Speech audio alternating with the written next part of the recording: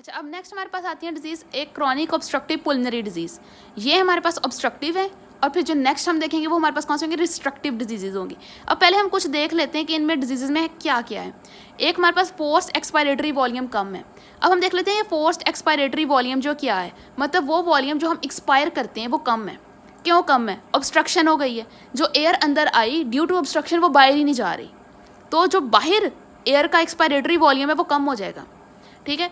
Forced vital capacity भी कम है, मतलब जब अंदर ऑब्स्ट्रक्शन हो गई है और एक्सपायरेशन इन सही तरह हो रही तो जो कैपेसिटी है वाइटल कैपेसिटी वो भी कम हो जाएगी और इनकी रेशो जो है वो भी कम हो गई।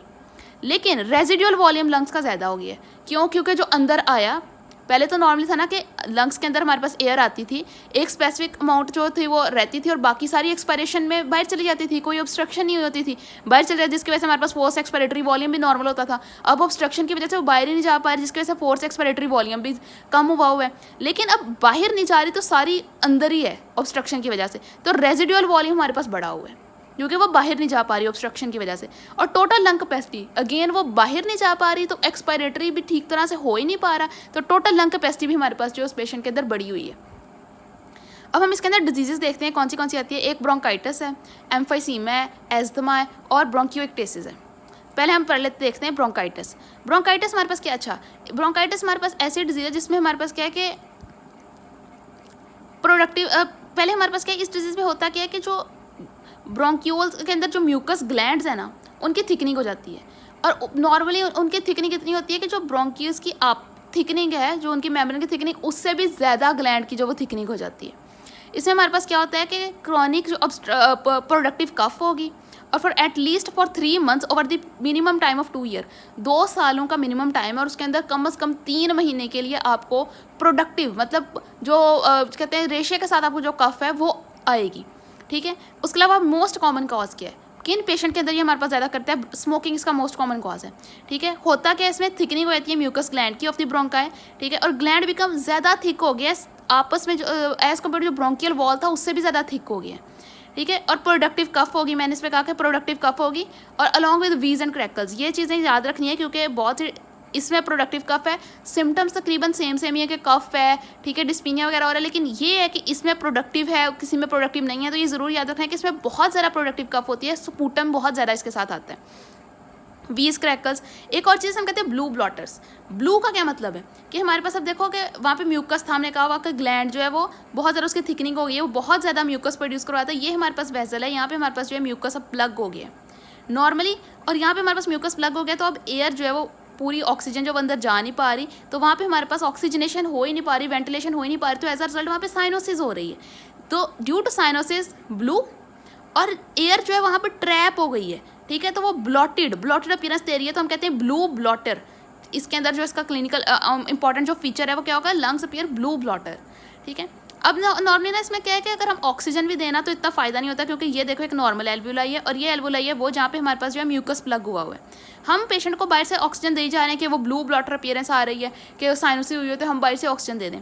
नॉर्मल वाली में से ऑक्सीजन जब गुजरी जा रही है, ठीक है, गुजरी जा रही है और यहाँ पे कंप्लीट वेंटिलेशन हो रही है, सब कुछ नॉर्मल है, लेकिन जहाँ पे हमारे पास जो है वो म्यूकस प्लगिंग हुई है वहाँ पर ऑक्सीजन देने के बावजूद भी वेंटिलेशन तो नहीं ना हो रही। ठीक है। वहाँ पर तो ऑब्स्ट्रक्शन हुई हुई है, यहाँ पर तो ऑक्सीजन दोगे भी तो भी यहाँ पे ऑक्सीजन नहीं मिलेगी, तो as a result oxygen therapy देना भी इसमें कोई इतना फेवरेबल नहीं होता या इतना उसका कोई फ़ायदा नहीं होता।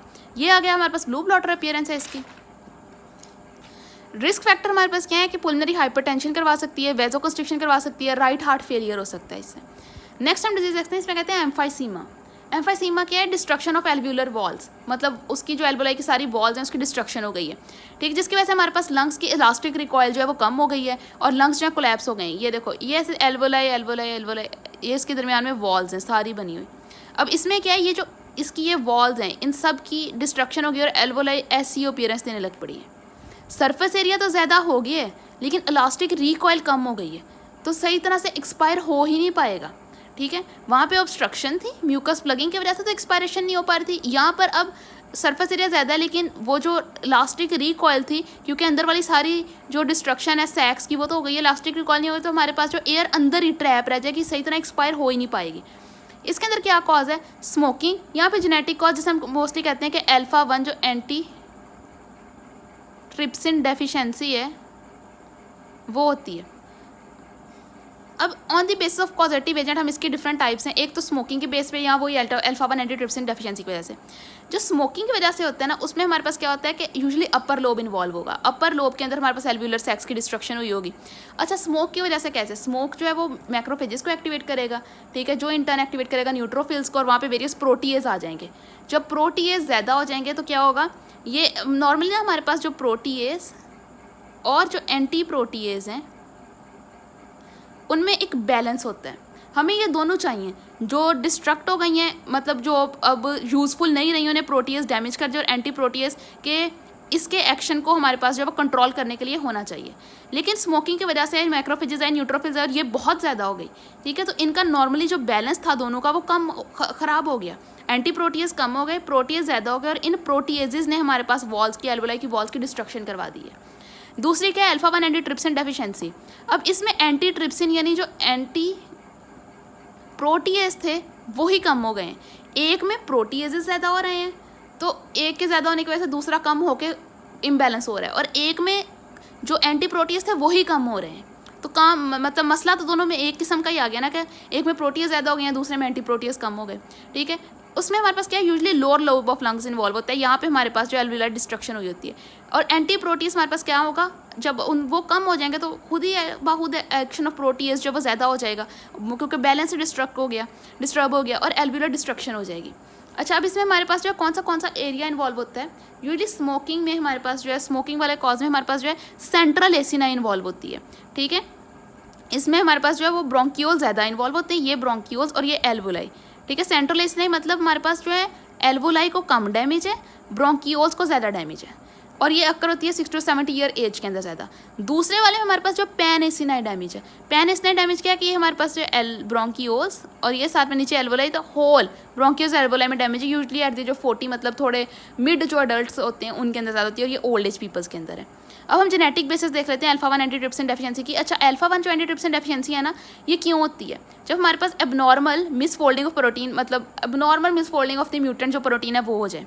और उसके अलावा ना ये हमारे पास लीवर के अंदर भी मसला करवा रही होती है। लीवर के अंदर जो ये एबनॉर्मल जो मिसफोल्डेड प्रोटीन है अल्फा-1 एंटीट्रिप्सिन, ये जो लीवर के अंदर होते हैं ना, endoplasmic reticulum of the hepatocyte, वहाँ पे जो एक्यूमुलेट हो जाती है और लीवर डैमेज भी करवा रही होती है। और जो हमारे पास पीरियोडिक एसिड शिफ्ट होती है, वो पिंक पीरियोडिक एसिड शिफ्ट हमारे पास जो पॉजिटिव होती है, और पॉजिटिव ग्लोब्यूल्स हमारे पास मिलते हैं हेपेटोसाइट्स में, मतलब पास्ट जो है वो पॉजिटिव है।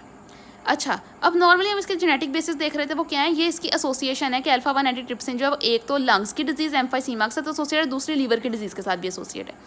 नॉर्मल हमारे पास जिसका वो जो जीन है वो कौन सा है, या अलील वो कौन सा है, PIM, ये नॉर्मल है, और PIZ म्यूटेंट है। अगर किसी पेशेंट को हेट्रोजाइगस स्टेट है, PIZM दोनों है, तो उसके अंदर हमारे पास मोस्टली एसिम्प्टोमेटिक होगा, लेकिन एंटीट्रिप्सिन का हमारे पास लेवल जो है वो कम हुआ होगा। और अगर पेशेंट जो है PIZZ दोनों हमारे पास जो है वो होमोजाइगस स्टेट है और म्यूटेंट है, तो फिर वही जो हमारे पास सारी डिजीज़ एक्सप्रेस हुई है वो वाली स्टेज हो जाएगी। क्लिनिकल कंडीशंस हमारे पास क्या है इसके अंदर, पेशेंट कैसे प्रेजेंट करेगा, कफ विद स्पूटम देखा। इसमें हमारे पास हमने कहा था जो ब्रोंकाइटिस था उसमें कफ थी, ठीक है, विद प्रोडक्टिव कफ थी, बहुत सारा स्पूटम के साथ आ रही थी। यहाँ पर स्पूटम नहीं है इतना, बहुत थोड़ा बहुत स्पूटम है, या उसके मुकाबले में अगर आप दोनों में देखोगे कि किसमें स्पूटम है किसमें नहीं है, तो आप कहोगे ब्रोंकाइटिस में है और एम्फाइसीमा में नहीं है, तकरीबन बहुत थोड़ा स्पूटम है। यहाँ पर हमारे पास जो है वो बैरल चेस्ट हो जाती है, एंटीरियर पोस्टीरियर डायमीटर जो है चेस्ट का ज़्यादा होगा। पिंक पफर, उसमें हमने कहा था ब्लू ब्लॉटर है, इसमें पिंक पफर है। अब वो कैसे है, हमने कहा कि एल्वोलाई की जो वो डिस्ट्रक्शन हो गई है, ठीक है, अब वो सही तरह से वहाँ पे एयर ट्रैप कर रही है, हम एक्सपायर कर ही नहीं पा रहे, तो पेशेंट एज अ रिजल्ट ना ज़्यादा सांस लेगा, ठीक है, ज़्यादा सांस लेगा तो मतलब ज़्यादा वेंटिलेशन होगी, सरफेस एरिया अब्जॉर्प्शन का कम हो गया ना डिस्ट्रक्शन की वजह से, तो पर्सन जो है वो हाइपर वेंटिलेट करेगा ताकि वो ज़्यादा सांस ले, ताकि ज़्यादा वेंटिलेट हो सके। इनिशियली O2 का लेवल हमारे पास जो है वो मीट कर जाएगा और पिंक कलर आएगा, लेकिन इसमें एक कंडीशन आती है, वेट लॉस होता है उस पेशेंट को। क्यों? क्योंकि हाइपर वेंटिलेशन की वजह से ज़्यादा कैलोरी लॉस हो रहा है, तो वो उसका वेट लॉस के साथ प्रेजेंट करेगा। और पफर क्या है कि हाइपर वेंटिलेशन की वजह से वो पफर्ड अपीयरेंस दे रहा है, उसमें ब्लू ब्लॉटर था, इसमें पिंक पफर है।